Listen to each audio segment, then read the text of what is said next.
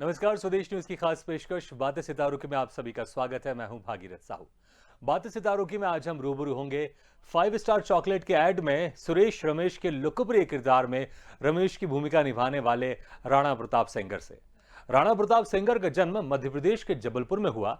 बचपन में रामलीला में अभिनय किया, फिर भोपाल में मशहूर निर्देशक हबीब तनवीर के निर्देशन में कई सालों तक रंगमंच किया और फिर मुंबई का रुख किया और वहां रंगमंच के नाटक दास्तान गोई में अपने अभिनय से दर्शकों का दिल जीता। इस नाटक के अभी तक पूरे देश में 200 से ज्यादा शो हो चुके हैं। 2006 में 5 स्टार चॉकलेट के ऐड में रमेश सुरेश के लोकप्रिय किरदारों में राणा प्रताप सेंगर ने रमेश की भूमिका निभाई और इस ऐड से राणा को एक अलग पहचान मिली। इसके बाद राणा ने अपनी पहली फिल्म पीपली लाइव में एक्टिंग के साथ दूसरे कलाकारों को बुंदेली भाषा भी सिखाई। फिर फिल्म क्रिश 3 में ऋतिक रोशन के साथ, हैप्पी भाग जाएगी में अभय देओल के साथ, तो वहीं अमिताभ बच्चन के साथ फिल्म 3 में, शाहरुख खान के साथ फिल्म 0 में, अक्षय कुमार के साथ राउडी राठौर समेत कई फिल्मों में अहम भूमिका निभाई है। फिल्मों के साथ राणा प्रताप सेंगर ने TV serial excuse me madam, जीजा जी छत पर है, मेरा नाम करेगी रोशन में भी अदाकारी की है। तो आज हम इनसे रूबरू होंगे और जानेंगे इनके अभिनय के सफर के बारे में। और इस वक्त हमारे साथ सीधे जुड़ गए अभिनेता राणा प्रताप सेंगर। राणा प्रताप जी, बहुत बहुत स्वागत है स्वदेश न्यूज की खास पेशकश बातें सितारों की में। Thank you so much. Rana ji, Mumbai में जब कलाकार पूरे देश से कोने कोने से मुंबई जाते हैं तो वहां एक ऐसे रोल की तलाश में रहते हैं जिससे उनको लगता है कि वो रोल मुझे मिले और फिर रातों रात या कुछ समय बाद मैं पूरे देश में हर जगह में फेमस हो जाऊं।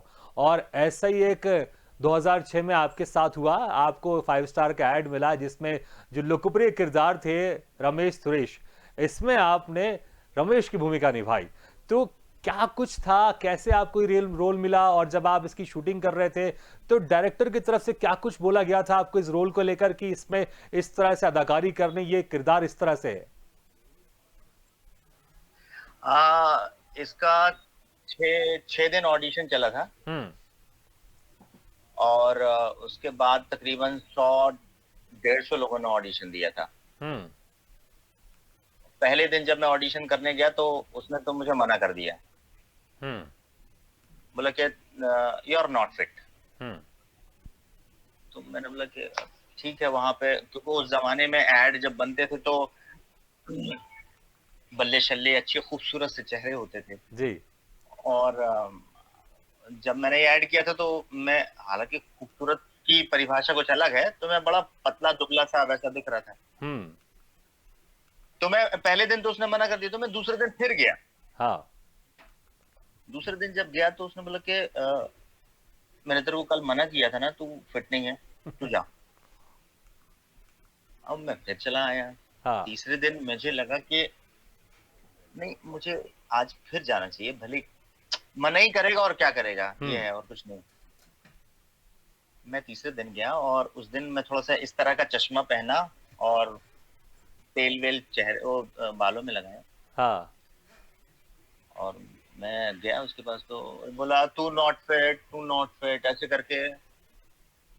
फिर फिर जैसे ही मेरे पास आया उसने बोला तू कल भी आया था ना। मेरा नहीं, मेरा भाई था वो। अच्छा वो ठीक है, तो तू फिट है, अंदर जा। हाँ। तो वो थोड़ा सा इम्प्रोवाइजेशन काम में आया हाँ। और चूंकि वो फिर वो ऐड मुझे मिला। हाँ। और जब वो ऐड कर रहा था तो मेरा मेरा पहला ऐड था और उसी दिन मेरा मोबाइल चोरी हो गया था, मेरा वैनिटी वैन से। हम्म। तो और डायरेक्टर ने बोला था कि राणा तुम्हारा एक फोन गया है, ये कैडबरी तुमको 50 फोन दिलाएगा। जी और बिल्कुल। उनकी जबान लग गई। हाँ, और उसके बाद लगातार ये ऐड इतना पॉपुलर हुआ और इसके एक के बाद एक सीरीज बनते गए और हर सीरीज को लोगों ने बहुत पसंद किया। अच्छा, ये भी जरूर जानना चाहूंगा, जब हाँ डायरेक्टर ने आपको इस रोल के बारे में बताया, जब आप सेलेक्ट हो गए थे और आपको कहा कि आपको ये किरदार करना है, रमेश का किरदार आपको निभाना है, तो जो किरदार डायरेक्टर ने बताया था ये वही किरदार था या फिर खुद से कुछ इम्प्रोवाइजेशन आप लोग ने किया था या बाद में आगे चलकर ये किरदार इस तरह से बना गया? हाँ, पहले जब जो शुरू के जो 3 या 4 ऐड बने थे उसमें रमेश सुरेश के नाम नहीं थे। हम्म। फिर बाद में रमेश सुरेश का नाम जब जुड़ा है, तब फिर ये फेमस हुआ है ज्यादा कि लोकल ट्रेनों में, जब मैं भी उसमें सफर किया हूं तो अ, उसमें लोग बुलाते थे, अरे रमेश आजा, हाँ सुरेश मैं आ रहा हूँ। हाँ। तो लोगों मतलब ये चल गया कि ट्रेनों में लोग रमेश सुरेश के नाम से एक दूसरे को बुलाने लगे थे, ऐसा है। भले नाम कुछ और दूसरा हो, और लेकिन जो एक दूसरे ऑडिशन को। दिया था उससे, हाँ, हम्म। ये जो ऑडिशन दिया था उससे बिल्कुल अलग था, ऐड बिल्कुल हाँ, भी अलग था। बिल्कुल। अच्छा, इसके बहुत सारे जो सीरीज बने हैं इस ऐड के, बहुत फेमस है, तो कोई भी एक ऐड का हम डायलॉग सुनना चाहेंगे, खासकर वो मेरा मन पसंदीदा वाला डायलॉग कि मास्टर जी पतलून एक बिलांग छोटी कर दीजिए। हाँ, वो बड़ा बड़ा इंटरेस्टिंग ये था कि विष्णु पांडे बहुत बहुत बड़े डायरेक्टर हैं हाँ। सर ने सारे फेविकॉल्स के ऐड बनाए हैं, और तो बड़ा फेमस हुए हैं उनके ऐड। हम्म। तो तो उन्होंने मुझसे बोला कि राणा, एक डायलॉग है पूरे ऐड में, सिर्फ एक ही डायलॉग है हम्म। कि मास्टर जी पिताजी की पतलून एक बिलांग छोटी कर दो। हम्म। मैंने कहा ठीक है सर। तो हुआ, रिहर्सल हुई, टेक हुआ, टेक जैसी हुआ तो मैंने लगा मास्टर जी पिताजी की पतलून एक बिलांग नीचे से छोटी कर दो। तो उन्होंने बोला कट कट कट। बोला राणा नीचे से नहीं करना है, वो ऑब्वियस है, वो तो नीचे से काटेगा ना, एक बिलांग नीचे से जी। कट होगा। हाँ। तो बोला कि राणा अब तुमको सिर्फ ये बोलना है कि मास्टर जी पिताजी की पतलून एक बिलांग छोटी कर दो। हम्म। तो सुबह 10 बजे से लेके 1 बजे तक सिर्फ इस पे ही बहस चलती रही कि मैं क्या गलती कर रहा हूं। अच्छा। फिर उन्होंने समझाया, बोलते राणा सब भूल जाओ, कोई बिलांग बिलांग नहीं, सिर्फ जाके उससे ये बोलो कि सुनो ये जीन्स को थोड़ा सा काट दो आप बस। हाँ। बस ऐसे ही ऐसे रैंडम चले आओ। मैंने ठीक है, क्या मैंने ठीक है, बोलते हाँ यही करना है, उसको बस ये बोल दे कि पिताजी की पतलून एक बिलांग छोटी कर। हम्म।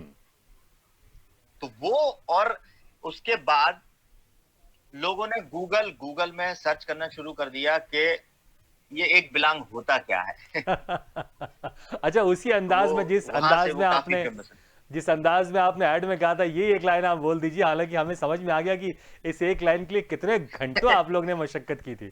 उसी अंदाज में एक बार आप ये लाइन बोल दें। हाँ, तो वो दोनों जाते हैं कि मास्टर जी, और फिर ऐसे रखते हैं, मास्टर जी पिताजी की पतलून एक बिलांग छोटी कर दो। वाह। और इस और एक सुरेश जो बाजू में खड़ा रहता है वो सिर्फ इतना बोलता है, हाँ। इस एक विलांग ने आपकी जो लोकप्रियता है वो इतने विलांग बढ़ा दी है कि लोग आपको पसंद करते हैं। लेकिन हाँ, इसमें एक इंटरेस्टिंग चीज और था, क्योंकि जब आप इस कैरेक्टर में थे तो आपके बड़े बड़े बाल थे, चश्मा लगाते हैं, तो थोड़ा सा आप जैसे रियल में दिखते हैं उसमें थोड़े से बदल जाते हैं। तो कभी ऐसा हुआ है कि आप कहीं जा बहुत रहे थे और आपको बताना पड़ा, और जब आप बता रहे थे कि उस एड में जो रमेश का किरदार वो मैंने निभाया भाई, लेकिन सामने वाला मान नहीं रहा था, ऐसा कभी हुआ है? हाँ, मतलब ये अच्छा सवाल है बहुत। और बड़ा मजेदार किस्सा है हम्म। कि कैडबरी के ऑफिस में, जो यहाँ बॉम्बे में है, हाँ। तो कैडबरी वालों ने ये किया था कि उन्होंने रमेश सुरेश को कभी देखा नहीं था, रूबरू नहीं देखा था, हम्म। हमेशा ऐड में देखा था उन्होंने। हम्म। तो उन्होंने बोला कि एक काम करते हैं, हमारे यहाँ का 25 साल हो रहे हैं कैडबरी 5 स्टार के, तो रमेश सुरेश को बुलाते हैं। हम्म। तो हम लोगों ने वो जो गगन है जो मेरे साथ सुरेश का रोल करता है, तो हम हम्म। दोनों ने फोन एक दूसरे को किया, हम लोग सीधे गेट पे मिलते हैं वहां पे ऑफिस के, हाँ। और फिर वहां से अंदर अंदर चलेंगे। तो हम दोनों गेट पे मिले, अंदर जाने लगे तो वॉचमैन ने बोला क्या है। मैंने बोला कि अरे हम लोग को अंदर जाना है, वो कैडबरी का जो है ना शूट अंदर होने वाला है। हम्म। बोलते हाँ हाँ बहुत से ऐसे शूट होते रहते हैं, बहुत से तुम्हारे जैसे आते, चलो निकलो यहाँ से।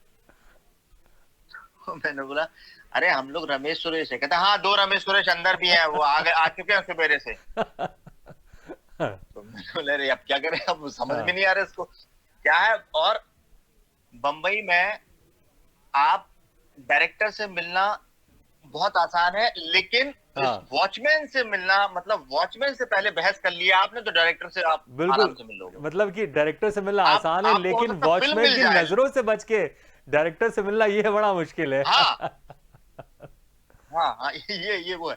हाँ। तो खैर जैसे तैसे वो हमने फिर उनके डायरेक्टर को फोन किया कि सर हम लोग बाहर खड़े हैं, वॉचमैन आने नहीं दे रहा है। हाँ। अरे कैसे हो सकता है, मैं आता हूँ। तो वो आए, मैंने बोला सर, बोला अरे इनको जाने दो अंदर। बोले ठीक है। हम लोग ने अंदर मेकअप वेकअप किया, अंदर शूट वूट किया, सब किया। हमने हाँ। सर एक बाहर वो वॉचमैन से एक सेल्फी लेनी है थोड़ी सी हाँ। ऐसे। अच्छा, वाले तो गेटअप में हम आप गए तैयार हो गए, वॉचमैन के रमेश पास गए। सुरेश वाले गेटअप में। हाँ वो वाले गेटअप में पूरा रमेश सुरेश बन के हाँ।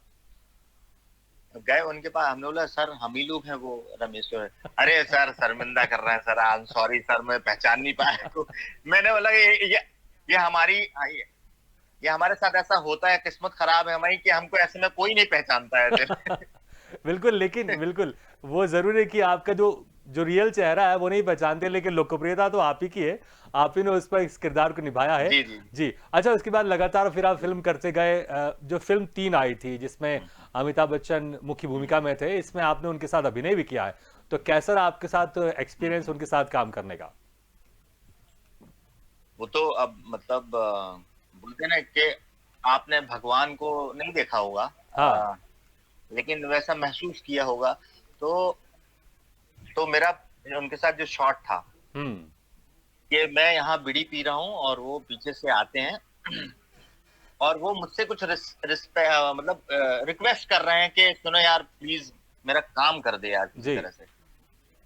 तो हमारा डायलॉग नहीं था यहाँ पे, हमारा सिर्फ एक शॉट था कि हम्म। मैं उनको देखता हूँ, वो मुझे देखते हैं, और फिर बाद में सीन कट हो जाता है, वो कट टू फिर हम दूसरी जगह मिलते हैं। हाँ। तो मुझे मालूम नहीं था वो कब आने वाले हैं। तो मैं बीड़ी पी रहा हूँ और ये जो बीड़ी पीने का सीन था वो अमित जी ने ही बोला था डायरेक्टर को कि उसको बीड़ी पिलाओ, हम्म। क्योंकि बीड़ी पीने से थोड़ा सा कैरेक्टर बनेगा। तो जी। जब मैं बीड़ी पी के, तो जैसे ही वो आए बाजू में और उनने ऐसे करके देखा, तो मैं तो भूल ही गया कि मैं, मुझे क्या ऐसा लगा उनके 4 हाथ हैं, पीछे चक्र चल रहा है, एक हाथ में गदा है, एक हाथ में वो है, और वो विष्णु भगवान जैसे दिख रहे हैं, और मैं लिटरली मैं अर्जुन जैसे हो गया और वो कृष्ण जैसे हो गए। हम्म। और मैं मतलब, और मेरे कानों में वो डायलॉग गूंज रहा है कि मैं तुम लोग का यहाँ इंतजार कर रहा हूँ, तुम लोग वहां मुझे ढूंढ रहे हो। सारे उनके और आज फेमस फिर डायलॉग एक आपको याद मजदूर, आ गए। मतलब वो सब फेमस डायलॉग मैंने पहले ही आंख बंद कर रखी है।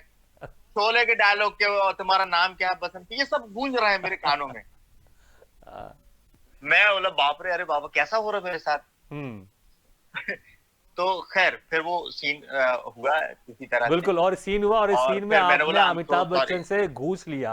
उनके पास पैसे नहीं थे तो आपने उनका स्कूटर छीन लिया। ये बहुत गलत बात है।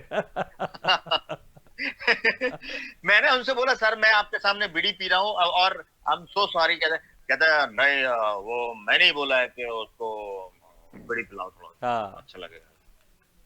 नहीं, वाकई बड़ा बहुत एक बड़ा बहुत शर्मिंदा अच्छा हुआ सीन था। कि ये इनके फिल्म सामने मैंने भी नहीं थी। देखी है। मेरी पसंदीदा फिल्मों में से एक है। वो सीन हाँ वाकई हाँ बहुत अच्छा था। अच्छा, ऋतिक रोशन के साथ आपने क्रिश हाँ 3 में भी काम किया है, और इसमें आप ऋतिक रोशन से बड़े स्टार बन गए थे भाई।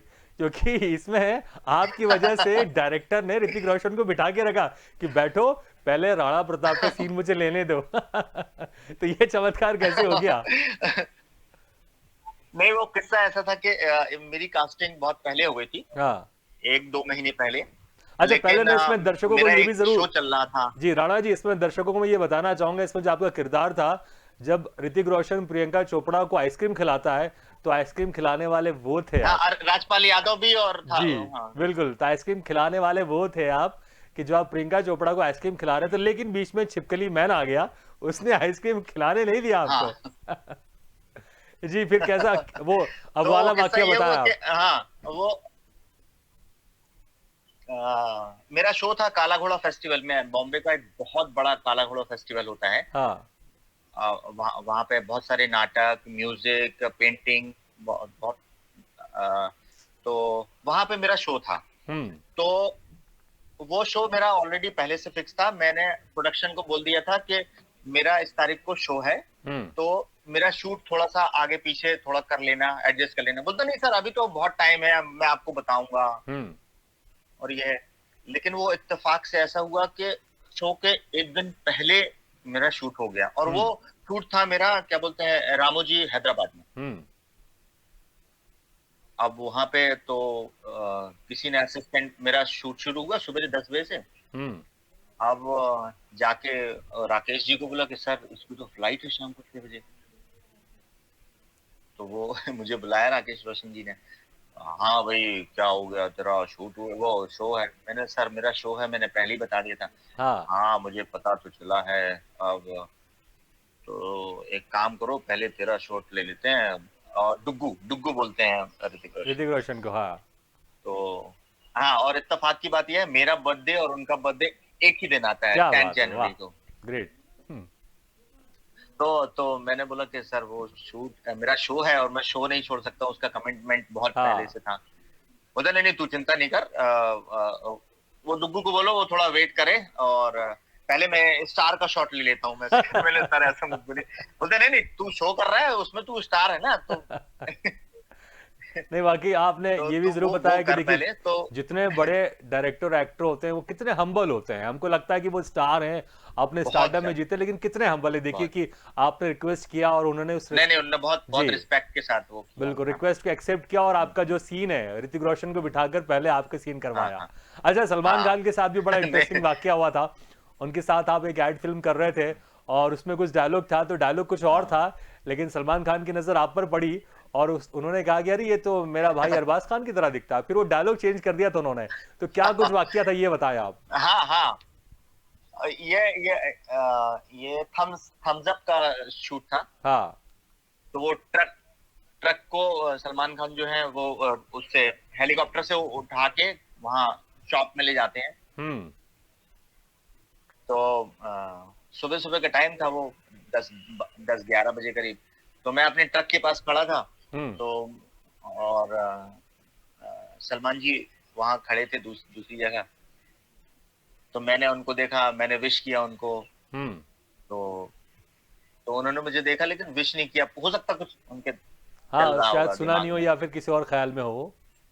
हाँ, या सुना ना हो। हम्म। दूसरे से इशारे इशारे से सिर्फ विश किया था मैंने, हम्म। गुड मॉर्निंग सर, ऐसा कुछ करके।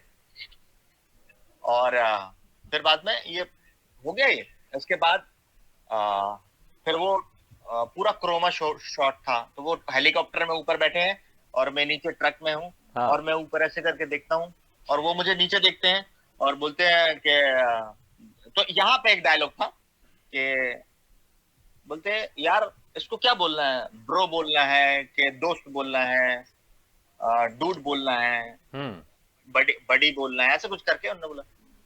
तो फिर उन्होंने देखा, बोलता इसकी शक्ल तो वो अरबाज खान जैसी दिखती है।